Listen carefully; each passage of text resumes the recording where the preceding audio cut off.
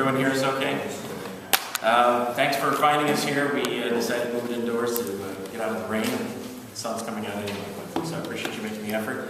My name is Matt Lynch, State Representative from R-Geauga County. And with us today we have Andy Brenner, State Representative, John Adams, John Becker, and head of the Ohio Christian Alliance, Chris Long. So, and we're here today to speak about Hospital 269 that Representative Becker has sponsored and I've co-sponsored, and the discharge petition which I pulled this morning. The discharge petition, as many of you probably know, requires 50 signatures of members of the House in order to take a bill out of committee and bring it to the House floor directly for a vote. And given the late hour, if you will, in the legislative session, I determined that we were going to make this effort on behalf of House Bill 269.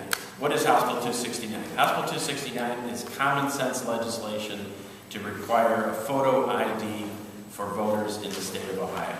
Something that has already been done in at least 8 states across the nation, something that's been sanctioned by the United States Supreme Court, and something that is overwhelmingly supported by voters across Ohio and in my district. I have been talking with voters about photo ID for the entire 3 years that I've been in the legislature. And again, I've asked the question, what is the problem that we cannot have photo ID required for voting in Ohio? And frankly, there should be no problem, because we can't get on an airplane.